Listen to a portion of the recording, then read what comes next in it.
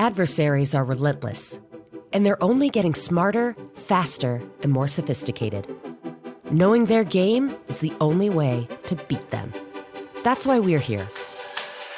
Learn what it takes to protect against even the most sophisticated attacks. Welcome to the Adversary Universe podcast. Welcome to another episode of the Adversary Universe podcast. I'm Christian Rodriguez, Field CTO of the Americas, and I'm here with the head of our counter-adversary operations team, Mr. Adam Myers. Hey, everybody. We have an exciting episode because, last year was an interesting and intense year of cyber threats that we are wrapping up in the 2025 Global Threat Report. And I think this is a report that everyone just loves to read. Everyone presents it to their executives. Everyone just finds it just so insightful. I'm going to be using it and plagiarizing the heck out of it as the year progresses. All my slides. All of your slides, yes. They are mine. They are mine. It's my gift to you. I appreciate you. You're so giving. I'm a giver. I'm a giver. So I think for this episode, it's going to be fantastic to go over some of the stats. I saw some amazing statistics around breakout time, which I thought was a little scary. If you thought last year's 2024 threat report was intense, I think there's some interesting increases in things like access broker postings that you're going to cover. I know that, there's been an increase in activity coming out of China. And if you're a listener of the show, there's been a lot of focus and coverage on things activity coming out of China. And so really curious to kind of have you, for our listeners, walk through some of the major highlights from this year's report, in addition to some areas that we may want to focus on going into the rest of the year, in terms of adversary trends and tradecraft. I think it's worth maybe diving into just the process that goes into this, right? Because we produce thousands of pages of intelligence reporting every single month for our customers. And this, one, we get to take a step back at the end of the year. We kind of start this in the mid-December timeframe. And it really lets us take a step back and just look at all the things that have occurred over the last year, because you forgot about, this happened last summer and then this happened last spring. Who knows what little detail we forgot. And so when you take a step back and you look at everything across that entire aperture, then you really get a sense of, wow, there's some crazy stuff that's evolved when you look at it over the length of a year. And so that is, I think one of the most useful features of this report is the time that it occurs over. And the team, it's a massive team that goes into this effort, and they work, almost around the clock towards the end there to get this thing where it needs to be. And couldn't be prouder of the content, the quality. I think it gets better every year. So really excited about this year's. No, agreed. It's fantastic. I think that's where we need the air horn, right? We need the producers to go like, bah, bah, bah, bah. Just kind of launch that at least twice in this episode.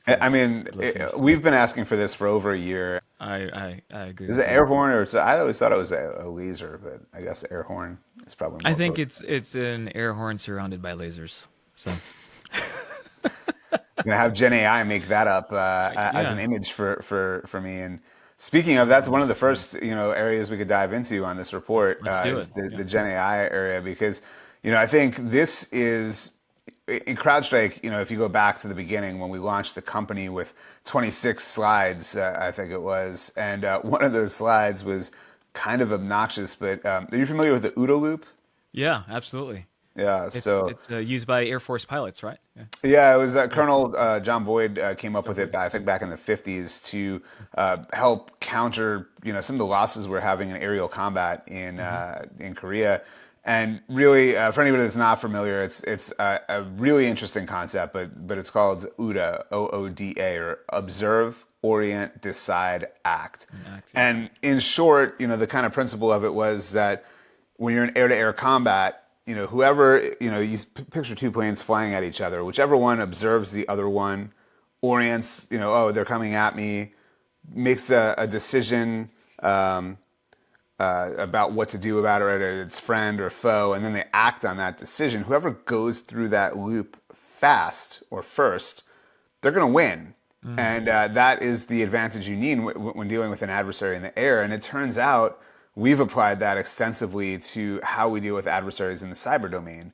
And so the first slides that we had as a company, there was this slide which had an OODA loop in the cloud, and then every sensor was its own OODA loop. And that is kind of where we are back at with adversaries and generative AI. We've found that adversaries are adapting to this new world, and they're starting to use generative AI in lots of different ways. A couple of examples of that to start with, just phishing. There's an actual substantial value for an adversary using an LLM to generate phishing emails to get higher click-through rates. Is that attributed to just the language barriers that we've seen in the past, where you can read this phishing attack and just based upon how it's grammatically constructed, it's something's fishy about it, right? There's something off with it, versus just the content itself, the way that it's laid out, the actual aesthetic, or is it really a combination thereof? It's a good question. I think it is, your inclination is to think it's the language issue, but I also think that the LLMs, they know how to create, they could take all of the best practices of every marketing publication in the world, and they can rapidly kind of pull that into context and use that to generate the content. And so they are, remarkable at this. In fact, the other day, I was playing with Notebook LM, and I uploaded, we have this, it was like a 40-page intel report on the mobile threat landscape and all the things that we're seeing from the mobile domain. And Notebook LM generated a podcast with two people talking, having a very natural conversation. There was a couple of points where it got a little bit weird, but like a completely generated audio conversation with two different people with intonations, and it was probably better than half the podcasts I've listened to. So It's it gives definitely you a better than sense. ours. Yeah. I'm Yeah, kind of worried. yeah. Well, I think I could replace us with it, and we then Yeah. That South Park episode, like, they took our jobs, That's, that's what I feel is going to happen here. Yeah, but so generative AI is used for that. We've seen Iran looking to use it to really rapidly develop vulnerabilities and exploits. And you think about how vulnerabilities are kind of come up and exploited. There's really two ways in my mind that you do that. One is artisanally looking at a particular piece of software and going through all the functions and the code to look for, things that might not be as they should be and that you can take advantage of. And then there's the throw everything at the wall and see what sticks approach, which is fuzzing, right? You just start bombarding software with a bunch of random inputs, and when it causes a crash, you pull that crash and you try to look to see if it's exploitable. Generative AI is really going to be adept at, one, kind of dialing in what content you're putting into that fuzzing on the front end, and then B, when you start to deal with all these crash dumps and try to assess if they're exploitable or not, the generative AI might be pretty good at finding, if not deliberately like finding and then building the exploit right in one swoop, at least finding crash dumps that are the most promising that you can then put more expert eyes on. So it really does change the game in that respect. And then deepfake. I've played quite a bit with deepfake. Deepfake technology is something we saw in April. Business email compromise actors were able to get a $26.5 million wire transfer accomplished using a deepfake video. We've seen famous Chalima, who is another key feature of this report, but they use generative AI for building LinkedIn content to create a legend or a backstory when they apply for a job. They're using it to answer questions during the interview process. They're using it to do deepfake technology during the calls so that they look like the ID that they've presented during the recruitment process. So generative AI is something that is really becoming a huge boon for the adversary and also for the defenders, right? Charlotte and the things, I know you could probably speak better to that stuff, in terms of the product side, but, we have, created that OODA loop situation with us trying to go through it faster and see who can outmaneuver the other one with generative AI. Yeah. We've really embraced AI in the platform to help our customers almost as this built-in assistant, right? To almost augment the SOC analyst and the responder so that they're getting answers a lot faster in the platform. But I'm really curious. You mentioned how Iran has been weaponizing AI. There's a research paper that was published maybe a year and a half ago where this group used GPT-4 or fed GPT-4 like one day vulnerability data and asked it to build an exploit. And they also did this across other large language models. And the majority of the other models at the time yielded a very low, percentage of success rate. So anywhere between like 1% and 2%, a lot of them 0%. But GPT-4 averaged roughly 82% success rates on, I think, 12 or so exploits that were built just by feeding in the description of the CVE for that one day vulnerability, and it was, it just worked. So I think that's interesting that AI is helping accelerate, that rate at which adversaries can start to exploit these vulnerabilities that are published, right? And it doesn't take rocket science. And on the flip side of that, Christian, we did an Intel report where we looked at a particular ransomware that had some cryptographic flaws in it. And the analyst, I review all of our Intel reports before they go out, right? And I was looking at it, and the analyst had kind of said, this function looks like it could potentially be exploited and could be used to recover data, because they didn't seed the cryptographic algorithm properly. And I fed the functions and all that data into not GPT-4, but the newer model. I think it's O. I loaded it in there, and it gave me back code to decode encrypted data from a victim system. So that works both ways. You could use it. It's kind of like it could be used for good or for evil, depending on who's driving. That's fascinating. And so one of the stats from the report also referenced the percentage of vulnerabilities that were observed related to initial access, and that was at 52%. And I'm just very curious on what do you think that means then in terms of trends and the fluidity of evolving threats, and more importantly, what does that mean for a defender? Right. Well, let's take a couple of those things and tie them together, right? So, and we've talked about this before, but I think largely products like endpoint detection and response, like Falcon, have made it really difficult for the adversary to do things the way that they were. And so they need to get in. It used to be 2 years ago, it was all Microsoft Excel document with macros enabled, would drop CrowdStrike, and then they'd pull down Mimikatz, and you're off to the races. Yeah. What we're seeing now is that there is, because that's become more difficult, the adversaries don't work harder. They try to find an easier way in. So voice phishing is social engineering, right? This is 90s, this is the stuff Kevin Mitnick was doing back in the day. Yeah. That's up 442%. Oh, wow. And threat actors have really been evolving that technique. And so one of the ways that they do that is by calling the help desk and getting passwords reset. Another thing that we talk about in the report is one of the adversaries, Curly Spider, who did a 4-minute, it was under 4-minute activity. And Overwatch was actually able to identify it and notify the customer and get it stopped. But the whole thing started off with a spam bomb, right? So they spam bomb the target with, blow up their email account or their mailbox or whatever. Sure. Yeah. And then they call them up and they're like, hey, this is help desk, and you've got a misconfiguration. You're probably getting a lot of spam email. And the victim's like, I am getting a lot of spam email. Yeah. Like, I'll help you with that. Just click this link, and boom. And 3 minutes and 40 seconds after the spam bombs had concluded, they're in. They're already deploying scripts. They're starting to erase the evidence, and then 6 seconds later they pull down some more stuff. 6 seconds after that, they actually start trying to establish a foothold, and that's where the Overwatch team is able to get in front of them and get with the customer.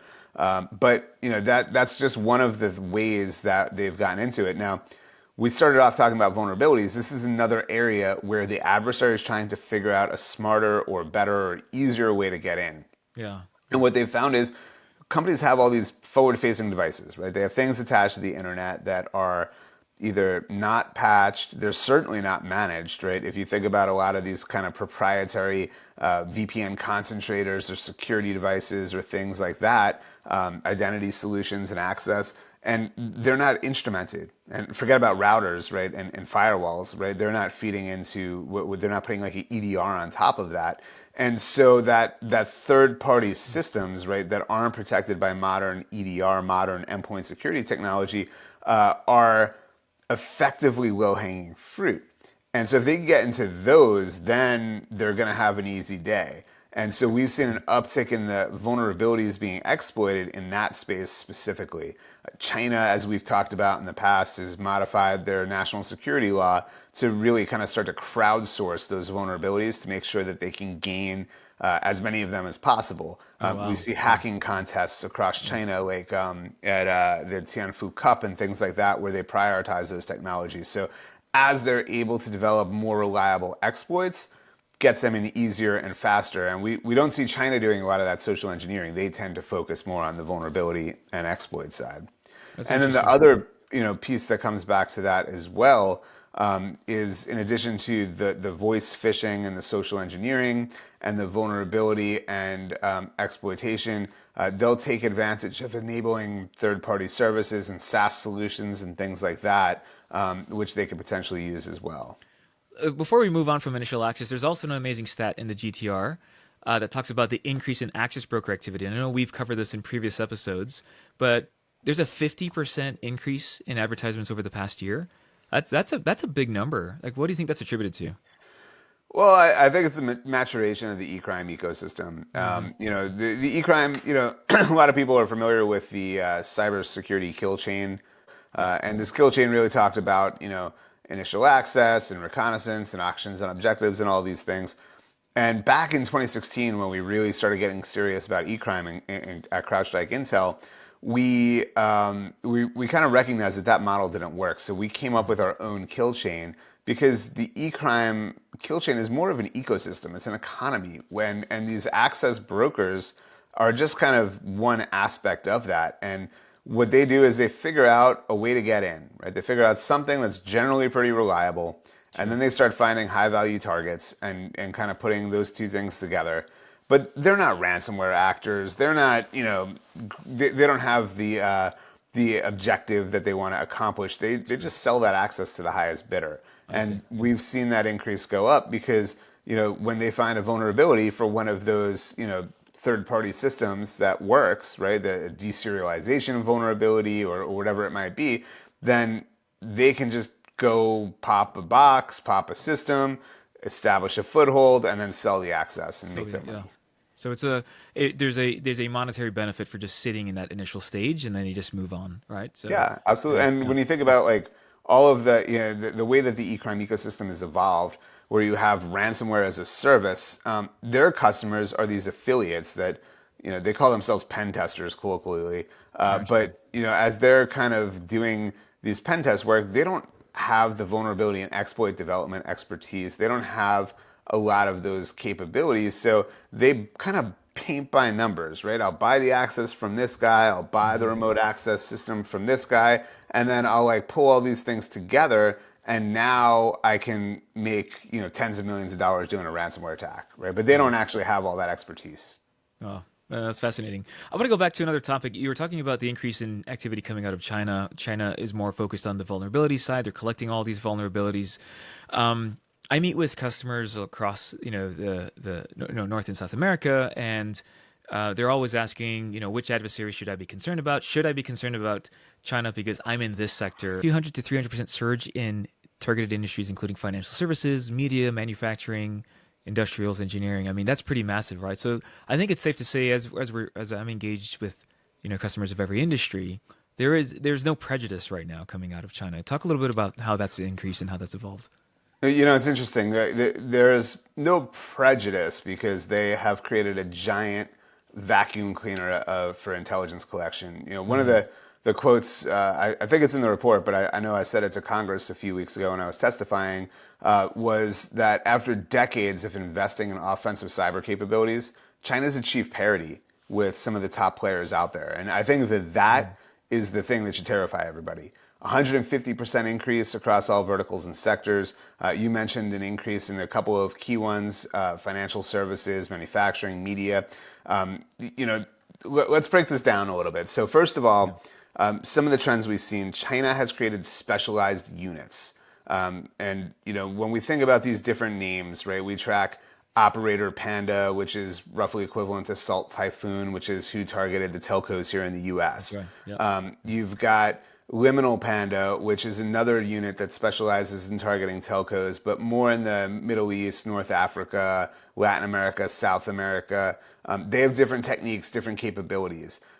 There's ones that focus on online gambling platforms because the Chinese were trying to crack down on that. And there's ones that have specialized in things like targeting the legal sector because what better way to get access to sensitive information than to target somebody's lawyer, right? Like everything's privileged and you could share whatever you want with your lawyer.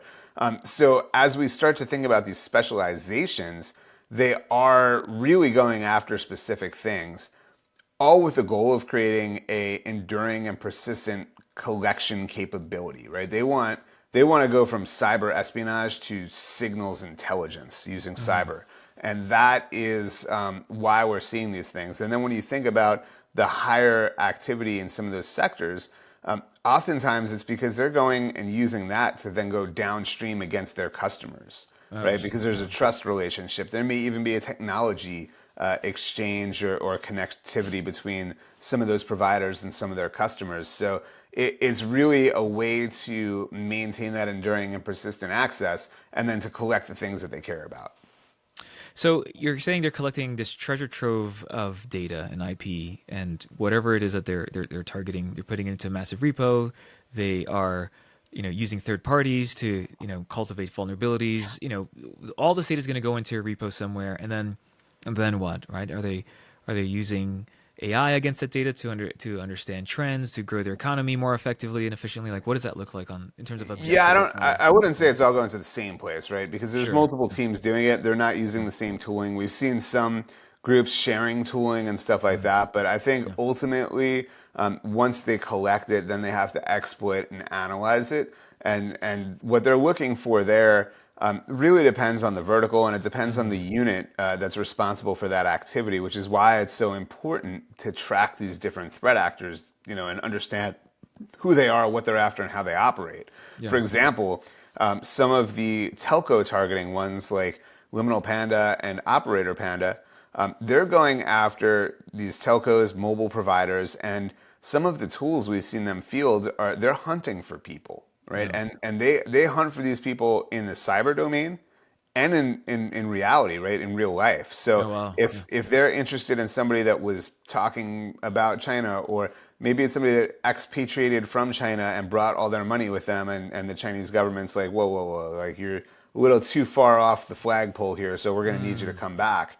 One of the ways that they're able to kind of find and start to pressure those people is by collecting intelligence about them from their mobile device, right? And so if they can figure out where they are, who they're talking to, who they're traveling with, they can go then send members of the MPS, the Ministry of Public Security, to go bump them and say, hey, you need to come back to China and kind of talk to us because we're not really happy with what's going on here, and here's ways that we could apply pressure if you don't. And we know that that's happening. There was things like Operation Fox Hunt was something that was publicly disclosed here in the U.S. And so those tools, if they're hunting for somebody, they just need to know their mobile number, right? And then they can find where they're at. They can find who they're with. They can find what they're talking about. And so this is really specialized collection to enable them to do that. In other areas, they're looking to do operational preparation of the environment, right? So one of the things you mentioned was, how does this tie back to their strategic objectives? Well, they have the Belt and Road Initiative. They have the Made in China 2025 initiative. They have all of these things that they're doing to become a regional hegemon so that they can be uncontested in that region and ultimately a global hegemon. And so one of the things that you think about there is Taiwan, right? And we know that President Xi wants to reunify with Taiwan by force if necessary. And pre-positioning, which is something we've tied to Vanguard Panda, this was in the news quite a bit over the last 2 years, they're gaining access to logistical systems, to transportation systems, to things that would be interdependencies. Like, let's say they were to start to be even more aggressive towards Taiwan, and maybe we decide to deploy a carrier strike group to the region. Well, that carrier strike group is going to require logistical support to operate in that region for any period of time. And so if the Chinese can use the access that they have through Vanguard Panda to the maritime operations and the transportation operations and things like that, and they bring those systems down, well, that makes it real hard to operate a carrier strike group in that region. And that is, I think, ultimately, where they would use that cyber means to not just collect information, but to have some effect. No, that's very helpful. With respect to the increase in China activity, I know one interesting stat from the report also focuses on the increase in the amount of adversaries that we've named in comparison to 2024, and we have 26 new adversaries. Yeah. Yep.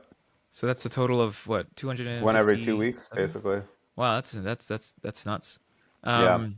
Where are we seeing the most activity increase? Is it nation state based or is it eCrime? It's across the board, right? We've Yeah. seen a lot of coming out of China. We've Yeah. started tracking new countries like Kazakhstan and Egypt, who have been identified conducting some of these operations. E-crime, there was a number of law enforcement disruptions over the last year that has disrupted the e-crime landscape. So new ransomware actors have spun up, new providers have spun up. There's certainly a couple that have been taken off the playing field too, which we didn't really highlight. But think about U.S. DoD was one that we were tracking as a spider actor who had. We put together a pretty extensive report on that individual, and ultimately he was arrested back in October in Brazil. Nice. So that's kind of ultimately that's the goal, right? Is to use this intelligence to figure out ways to raise the cost of doing business for these adversaries and to take them out of play. So congrats, but actually that's a big win, right? Yeah, look, I think it was a lot of effort by lots of people. Certainly, we exploited a couple of OPSEC gaps as well. But yeah, it's a huge win, and that was somebody that I was ultimately tied to Social Security numbers being stolen over the summer as well. So Oh, wow. it was he was involved in a lot of stuff, and so I think it was good that we were able to help law enforcement figure that out. I think that's fantastic. I think one major, I'm going to loop this all the way back around to some of your comments on the initial access narrative, right? Where we've seen an increase in voice phishing. There's a 50% increase in access broker activity, a 52% increase in vulnerabilities that were observed to initial access. But there's always one area that I think everyone keeps track of when we publish this GTR, and it's the concept of breakout time, right? Wow. So how long does it take for an adversary to move laterally from that one system of compromise onto other systems in the environment? And we've been tracking that. I remember when we first started talking about average time being It was 4 like hours. hours, right? Yeah, exactly. It's 4 hours. 8 hours or something like that. Yeah. It was like 4 hours, somewhere 8 hours, and there was a really great breakdown. It hit a new low of 48 minutes in 2024, down from 62 minutes in 2023. Yep. Fascinating number. Pretty scary, right? What's the fastest time this year?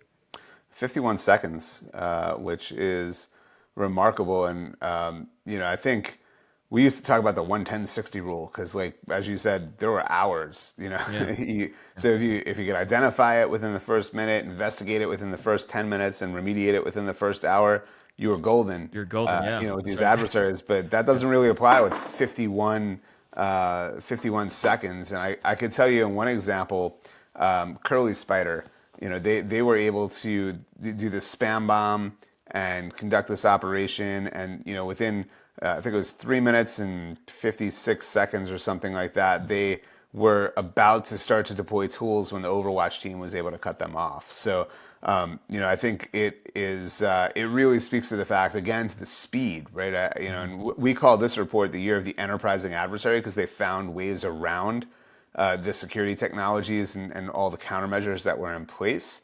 And they iterated even faster than they ever have before. And that's why we're seeing those times, drop precipitously.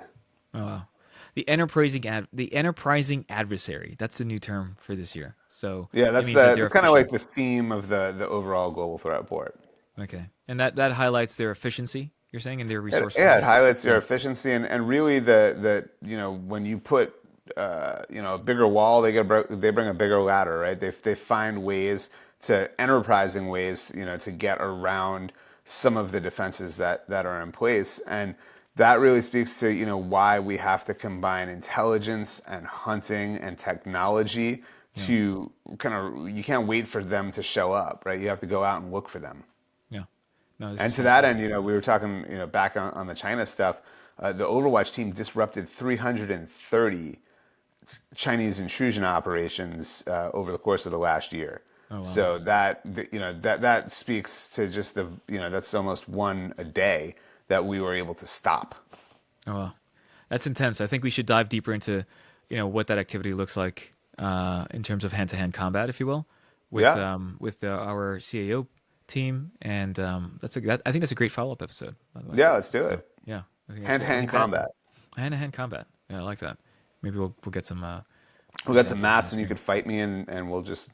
Like, remember American Gladiator when they had like the big Q-tip looking thingies? Yeah, and they'd like run at each other and knock them off the balance beam. Yep. Exactly. Oh, that's so cool.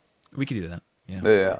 We could do that. We'll put on panda suits and beat each other up. That's great. Let's do it. Sign me up.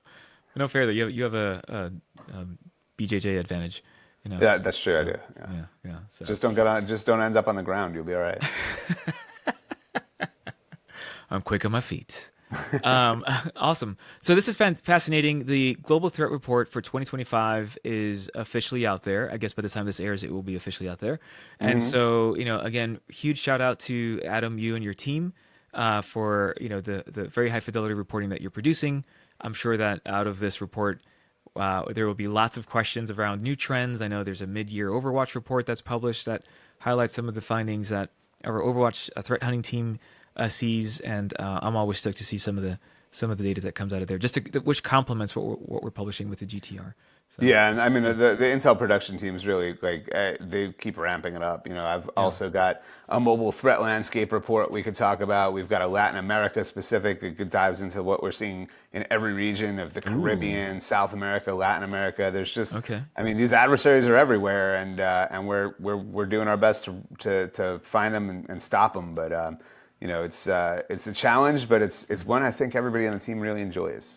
Yeah, I like that one. I think we should do a deep dive into Latin America. Let's do We've it. had a lot of demand. Vamos. I go do my best Antonio Banderas impersonation. And have you ever seen Desperado? Oh, absolutely. Right, it's a classic, right? Oh yeah. I love the song from that too. Yeah, it's a really good soundtrack. But soy un hombre muy sincero. Oh, wow, you're fluent. Yes. Lo mejor. Wow. We're going to do karaoke special next episode of the Adversary Universe podcast. One of the many secret skills I have. Yeah. I love a good karaoke evening. We should just sing about cyber attacks. Yeah. All right. Any closing remarks for the listeners, Adam? No, I think go check out this global threat report.